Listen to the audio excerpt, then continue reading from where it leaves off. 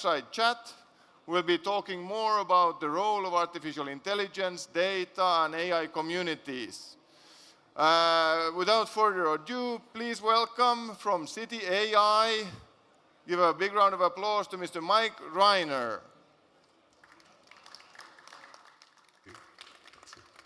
All right, welcome. Do you need this one? Probably not. Sorry. And as you might have noticed, I'm not Mike Reiner. You're not Mike Reiner, sorry. Something strange is going on here. I'm Tom Hendrickson from OpenOcean, but I do want to talk about Mike Reiner a little bit. Maybe I actually even want to be like Mike Reiner because he's, young, handsome, smart, and many other things. However, why we're up here today as OpenOcean talking about Mike Reiner is because he is actually super tapped into the startup communities in general in Europe, and especially in the data and AI communities, which is of course why he will be up here hosting this panel as well. And we will now announce some collaboration that we are starting with Mike. So Mike, why don't you come up? The actual Mike Reiner. Give him a hand. Thank you, Tom. I'll let you say, what you want about yourself, but he is indeed the founder of this large AI community called City AI. Before he used to run Amazon's venture activities in Europe and so on. And we have agreed that Mike is becoming a venture partner for OpenOcean, helping us build a community. Want to say a few words about that? Yeah, so I'm going to do two things. Obviously, sourcing deal flow for OpenOcean, and also the collaboration came across due to the focus on data, which actually raised the question, Tom, why data? Why this interest? Well, so OpenOcean, of course, has a huge background in data-intensive software companies, and most of our portfolio actually builds and commercializes such solutions. And if they don't, they at least use data super heavily. And I would say, any company today and in the future, be it a large company or a small startup, as we know, will become more or less a software company, and it will be all about the data. You need to get super granular data, lots of it about your customers, about your own operations, and then really start understanding what you can do with that and how you can improve your business. If you don't, you're going to be dead. And I think on that note, also, the discussion I want to have today with Ramzi is around data. And I want to talk about data because I think there's too much talk about AI and the buzz, machine learning, and too little talk about what drives the engine and what actually are the decision factors for quality data in order to have good models to learn. So with that in mind, I would like to invite Ramzi to the stage. Thanks a lot, Tom, for joining us. Mike, I think you have to run. Welcome to join OpenOcean. Thank you so much. And you guys have fun talking about the right data, if I understand it correctly. See ya. Right. So, it doesn't matter. Let's sit here. So, Ramzi is the CTO of EyeEm. So before we get started, and to put this a little bit into context, Ramzi, why don't you say a few words about EyeEm? So, yeah, sure. First of all, thanks for having me. And I'm really looking forward to this.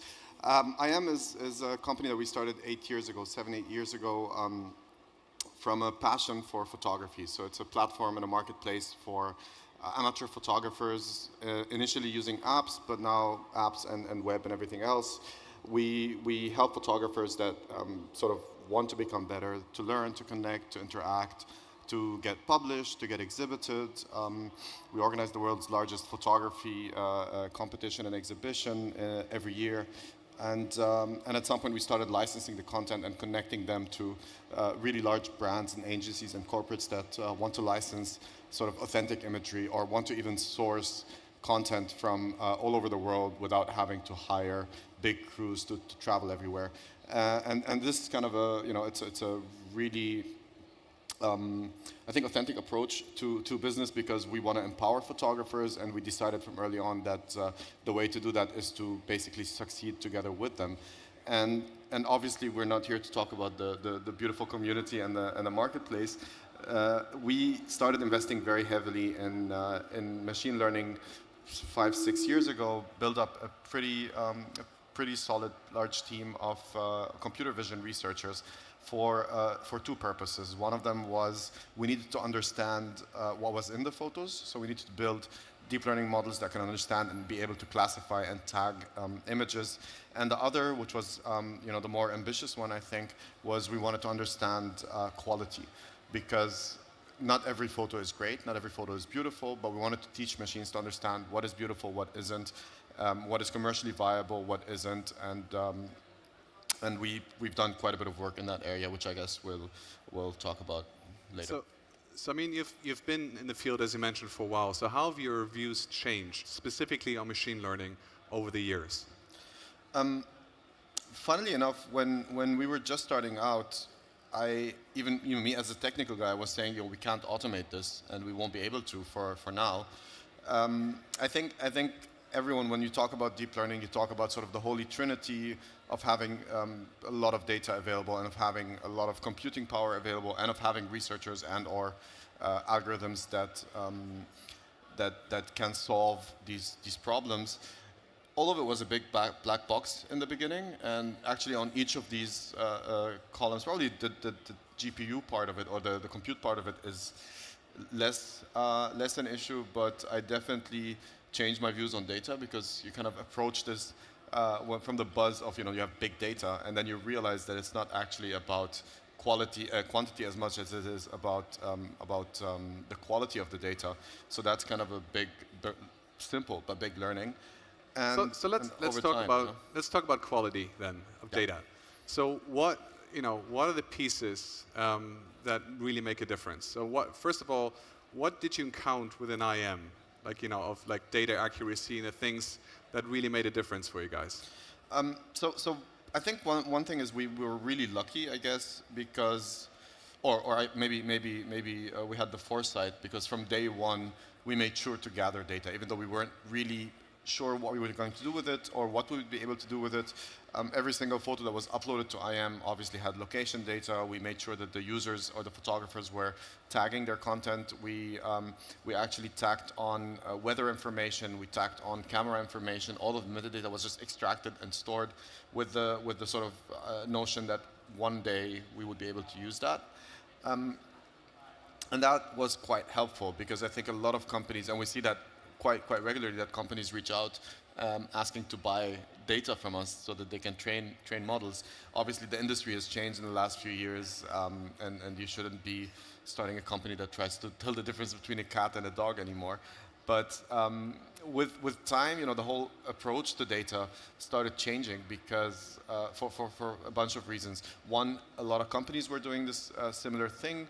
Two, you cannot really keep retraining these massive models and always have to source content. I mean, we're talking about a training set of 100 million photos, and once we realized, okay, we don't have enough images of this table, so we can't really train it, we had to start to look at different techniques whereby we could teach a machine with a very limited data set to understand photos. But even more so, as we commercialized, customers that would come to us would say, fine, you can tell what is a good photo and what is a bad photo, but our brand identity is different than the brand identity of a different partner. One of our biggest customers is a consulting agency, and when they look for travel, they want photos of high rises and industry and massive buildings. And another big customer is a travel company, and when they search for travel, they want photos of vast landscapes and people having a beautiful time. And suddenly you realize that this one model that you train just won't scale, and you can't retrain an entire neural network for every single customer. So we had to figure out ways to start working with smaller data sets and to sort of innovate a little bit on how we train these models to make it cost efficient and quick. And when is the data set big enough? I think it's big enough. But at this point, we can personalize both in terms of teaching the machine to understand a new object or teaching a machine to understand a new aesthetic with a data set of something as small as 30 photos. So it's gotten to the point, and I think this is kind of this shift that is happening in terms of the techniques used as well, that you're no longer just building these, because effectively a lot of these deep learning models in my mind are just very efficient brute force models, right? Super complex and lots of smart people and smart algorithms, but effectively you're just throwing a whole bunch of data at a machine and telling it this is what I'm trying to find out, and letting it work. Letting it work, doing millions and millions of iterations until you get a point where you think the accuracy is good enough, or the trade-off between precision and recall is good enough. And the way things are evolving now is that you're trying to build models and algorithms that can operate in a sort of a semi-supervised or unsupervised fashion with the same parameters. And you want to take away, and I think this is kind of important as well moving forward, you want to a certain extent for established applications, you want to take away the research side of it, and you want to turn it into a much more engineerable problem.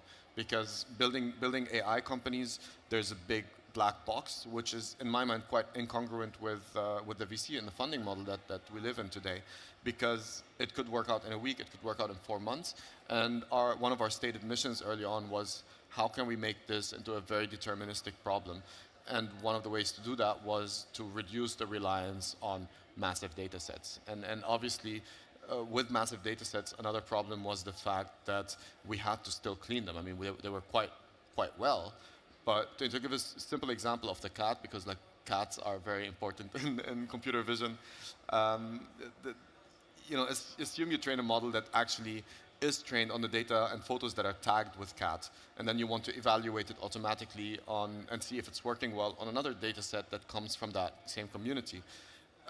You cannot never be sure that that evaluation set is perfectly labeled. You can also never be sure that the training set is perfectly labeled. So it could be that half the photos are tagged with a cat and the other half aren't. And the algorithm suddenly realizes, oh, every photo tagged with cat, there's a tail that curves like that. And every photo that isn't, the tail is straight. And suddenly it starts,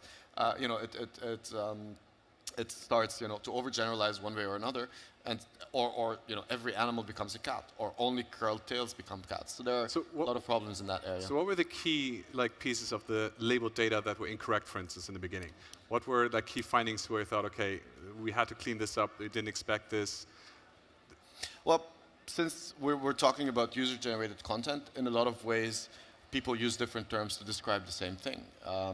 In German, Kind is child. In English, kind is nice. So suddenly an algorithm was trying to define something as K-I-N-D, and you were getting photos of an old lady being nice and a little child running around. So it's quite confusing in that sense. How do you handle this? So you have to manually then replace it, or how do you handle this?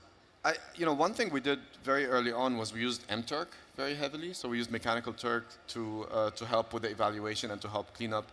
And we developed quite efficient techniques of identifying these things. We also trimmed the data sets heavily. Another big problem is sampling, because so if you have 10 million photos that you're using for your training set, and every single, or let's say half of them are tagged no people because there are no people in them, and the other half is tagged people.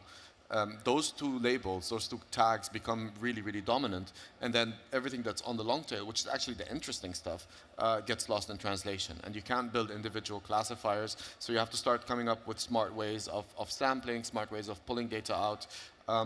Luckily for us as well, if there's something that we totally have no info about, we could just reach out to our community. So we were able to actually run sort of content sourcing campaigns by turning them into photography missions and say we want photos of happy families on the beach, or we want photos of modern work environments, very abstract concepts, and people would deliver. And then it became an easy matter because we have these models that can train and learn on very, very small data sets. Became a simple function of curate 30, 40, 50 photos that fit that topic, and then we just train the classifier on the fly. And I mean, your system is, I would say, fairly good at also saying what makes a good picture and what makes a bad one, right? How did you train this? So what did you use as a qualifier? Like votes, like how popular were the pictures? Yeah. How did you do this? So I mean, when we started, obviously, what we tried or what we looked into, even pre-deep learning, was looking at sort of the compositional aspects of a photo. There are quite a few set of rules that tell you what is a good photo and what is a bad photo. But the fundamental rule of photography is that good photographers know what the rules are, great photographers know how to break them. And we realized that the algorithms were just returning very boring, technically sound but very boring images. And what we were looking for was that moment, right? The magic moment. luckily, again, we've been doing this for 8 years, so we have years of content that was curated by our team. We have years of input from photographers that are liking, that are commenting, that are interacting. We have a lot of data from customers that are buying images from exhibitions. So we had a really massive training set, and we had a pretty big training set of bad content. And beyond that, it was obviously on lots of proprietary tech, but it was simply a matter of feeding that into the machine and finding the thresholds. Yeah. So let's talk a bit about data bias. Yeah. So you hinted at it, but how do you guys handle this? I'm sure in the beginning you've encountered a bunch of things yourself.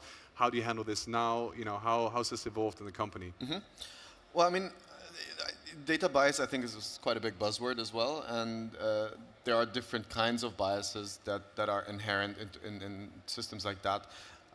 Probably everyone here at one point or another has heard of how the very early computer vision models were called racist because quite often they would tag black people with animal tags. And I won't be lying if I admit that at the very early beginnings we had the same problem. And it's not because our research team were racist and sitting in the back and going like, oh, monkey, monkey, monkey. It's not that. It's just that the systems haven't seen enough data. And that's probably the simplest kind of bias. I think the bigger problem with bias is that these machines, these algorithms effectively mimic our reality and do it at scale. So if you have police bias in some city against people of color, or if you have the banks being very, very strict in terms of who they give loan to, or biased against people of a certain socioeconomic background, and you try to train algorithms to work in that way, then you will basically take those biases and just amplify them. And that's a really big problem, right? And the question is how you handle it. You can't really effectively clean up every single data point. Do you work with synthetic data sets? Do you try to identify the individual cases and work with them? In our case, it was a little easier, obviously, because we could very quickly flag content, and then we could just personalize and retrain the models really efficiently. So we had people on our team that were helping out with that. And because the search is relatively powerful, once we find a couple of examples of what shouldn't be labeled as good or what shouldn't be labeled as bad, it was relatively easy to then source similar content from the data set and add those as extra weighted markers into the next iteration of the models. Yeah. So the counter is brutal. Whoa. We have 1.5 minutes left. I want to try to squeeze in 2 questions. One, so based on data, also your advice, what machine learning techniques can you choose based on the data you have, right? People talk a lot about what should they use and what techniques, but if you look at it from a data perspective, what would be your advice, to try out? It really depends on the outcome that you want in the end, and on the kind of data that you have initially. Deep learning is kind of the de facto approach right now. Convolutional networks, where you throw a bunch of data and try to get something out of it. Reinforcement learning is super interesting as well, because you can simulate, like we were talking about. It generally depends on what you're trying to implement and what kind of data you have and what shape. But the way I see it, there's a trend now that is moving a little bit away from this holy trinity, which we talked about. I think more and more we're going to need less data, which is great because that means it's more accessible. More and more we're going to need less research and more engineering, which makes future ML products and future ML companies have the ability to build things without having to go into that research black box. And through the compression and things like that, you just need cheaper hardware and cheaper GPUs. So at this point, I think it's gone into the mainstream to the certain point that you can start really looking for problems, actual problems, and you should pretty much always be able to find enough data to build a solution for that. So very quick, within 10 seconds, your advice to startups applying machine learning now. 10 seconds. Don't build a company with the hope of just exiting because you do AI, because that's no longer the case and it's no longer that interesting. Find an actual problem. The techniques are there, the data is there, the hardware is there, it's cheap. You can actually build real solutions, and pretty much every industry that has existed for over 30 years is in need of these kind of services and these kind of solutions, and you can build a very, very good business by just doing that. So build an actual relevant solution and don't do the buzzword stuff. I want to host more of this kind of data discussions with interesting founders like you. Guys, thanks so much. Like, give a big hand to Ramzi. And I think we have to go off the stage for some surprise. Thanks, Mike.